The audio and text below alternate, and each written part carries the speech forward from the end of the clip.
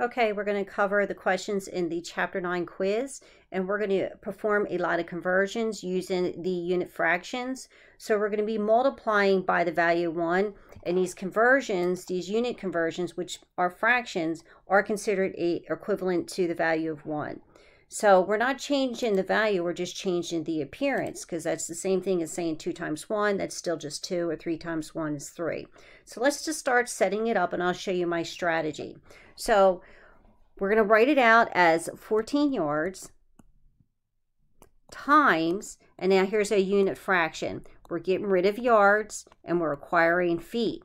So these yards will end up dividing out, and when you go to your sheet, you'll see that there are 3 feet in 1 yard, which is right here. So let's go back and we'll fill those numbers in. So if we have 3 feet in 1 yard, and if we multiply it across 14 times 3, that'll give you a value of 42 over 1, which is expressed as 42 feet. So that's your final answer there. That's 42 feet. Okay, so now let's go to the next problem.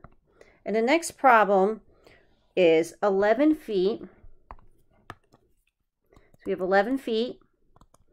And that we need to break down in yards and also feet. So we're just going to focus on the yards first. So let's just use the same strategy. We write it as 11 feet times. Now here's our unit fraction. We know we're getting rid of feet, so that goes on the bottom. We want to require yards, that is on the top. Our feet will divide out. And remember, when you're looking at your conversion sheet, there is 1 yard and 3 feet. Now we can multiply that across. So 11 times 1 is 11 over 3.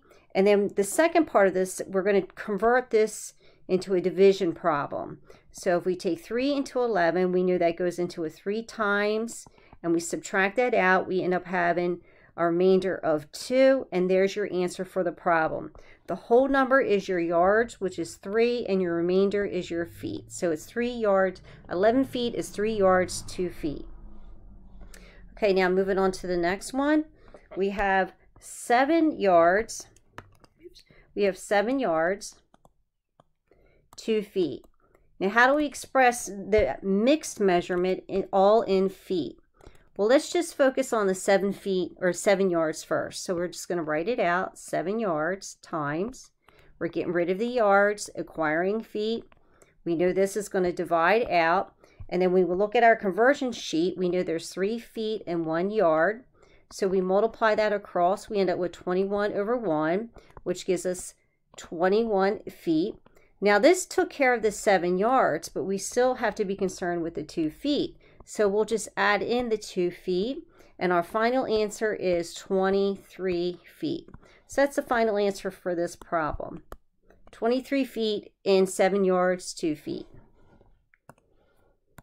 Okay, our next problem, we have 4.5 meters plus 50 milliliters. And the final answer must be in meters. So you can see these are not like terms. Our final answer should be in meters, so we need to convert this one before we can add them up.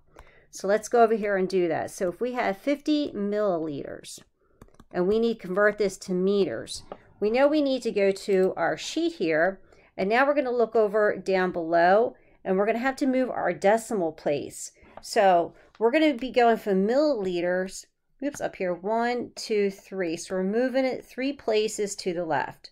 So let's go ahead and do that. So remember, a whole number, this is where your decimal place is, but we're going to be moving it to the left. So we go 1, 2, and we need to add a 0, 3. So we just moved it 3 places. So 50 milliliters is 0.050 meters. Now we can go ahead and add that up. So we have 4.5 meters added to 0.050 meters. Now they're like terms. We add them up. You should end up with a value of 4.55 meters when you plug that into your calculator. So that's your answer, 4.55 meters. Okay, let's move on to the next problem. So now the next problem, sorry, I gotta look. Now the next one's easier because all you have to do is just plug this right into the calculator. 17.7 times 3, and your value should be 31.1 meters because it's just a value of 3. You don't have to convert anything. All right, now our next one, we're going to now move to a different unit of measure. Now we're going to work with pounds and ounces. So let's start that one. So if we have 9 pounds and we want to see how many ounces are in those pounds, we start writing it out. 9 pounds times our unit fraction. We're getting rid of pounds. We're acquiring ounces. Then you know these end up dividing out. And when you look at your conversion sheet, you'll see there's 16 ounces in 1 pound. So we just multiply that across. When you put 9 times 16 in your calculator, you should end up with a value of 144 over 1, which is just 144 ounces. So that's your answer there, 144 ounces. All right, let's work on the next one. Now this one's a little bit different because it has a fraction in it. So if we have 3 3/4 pounds, and how many ounces are in 3 3/4 pounds? Well, we're just going to go to the side and we're going to convert that to decimal. And just remember, you can just put 3 divided by 4 into your calculator, but first write your whole number. And then when you plug in 3 divided by 4, you should end up with a value of 0.75.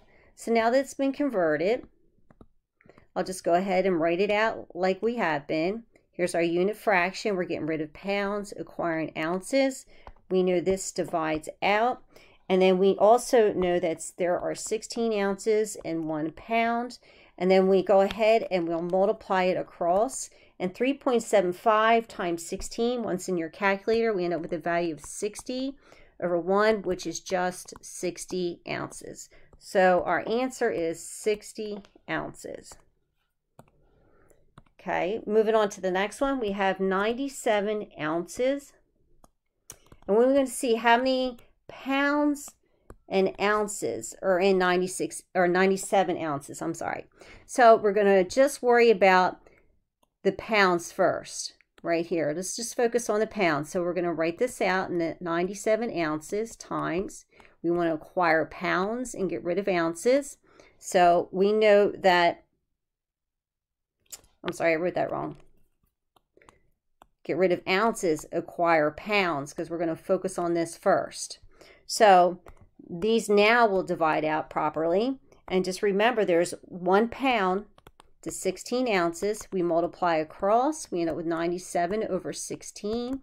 We're going to convert this into a division problem. So we get our whole number and our remainder. So we take 16 into 97, and you can plug that right into your calculator. And you should have the whole number of 6. And 16 times 6 is 96. So that gives us a remainder of 1. So there's our final answer. It is 6 pounds, 1 ounces is equivalent to 97 ounces. Okay, our next one.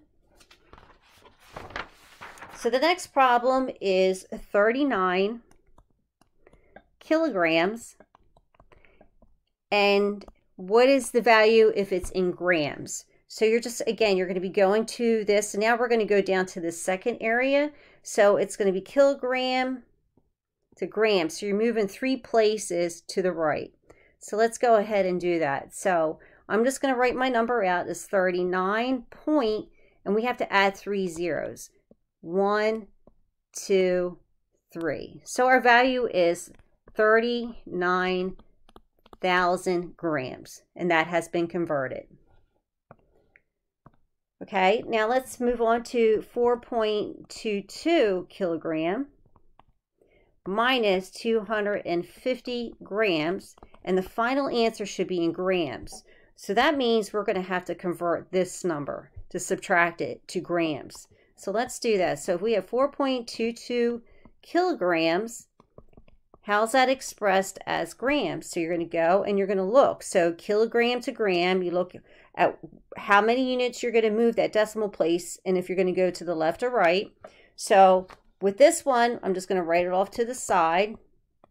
Here's our decimal place. We're going to move it 1, 2, 3, and now it's there. So now our value as grams, expressed in grams, is 4,220.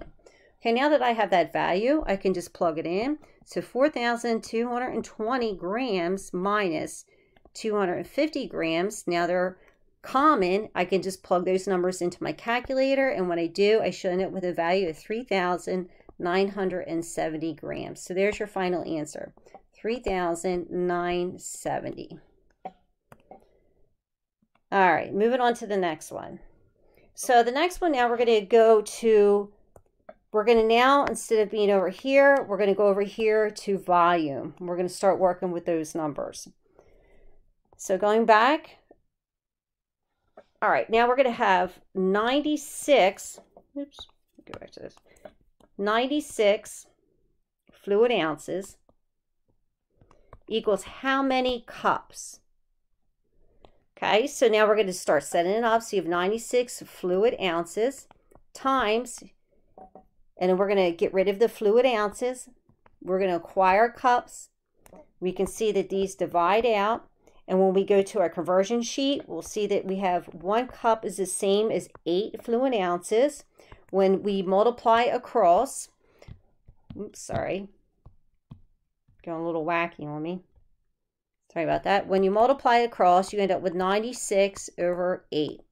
Now, we're going to change this into a division problem, but if you plug 96 divided by 8, you'll see that you come up with the whole number 12. You don't have any remainder. So that is 12 cups. So your answer there is 12 cups.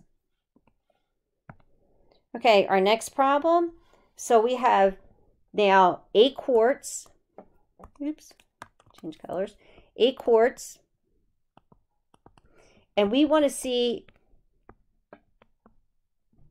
or convert it to pints, excuse me, 8 quarts to pints. All right, so we start setting it up, 8 quarts times, we want to get rid of the quart and acquire pints. This is multiplication. We go to our conversion sheet, and we'll see that there's 2 pints in 1 quart. We multiply that across, we end up with 16 over 1. Don't forget these quarts will divide out. So our answer will be 16 pints. So that's our final answer, 16 pints. Okay, moving on to the next one. It looks like I'm getting towards the end of the video, so there's going to be a point I'll cut off and start a part 2. So it looks like I'll stop with this one. So let's do this one first. So if I have 12 liters and I need to convert that one to milliliters. So what we're going to do is go to our sheet, a conversion sheet, and you can see now that we're going to be dealing with this bottom row. So we have to go from liters to milliliters. That's how many times 3 that we're going to move that decimal place. So going back, let's go ahead and work on that one. So going back, we have 12 point, and we're going to move the decimal place 3 places. It's 1, 2, 3. So we end up with a value of 12,000. So it's 12,000. 12 liters is 12,000 milliliters. Okay, so I'm going to stop right here, and I'm going to continue on with a part 2.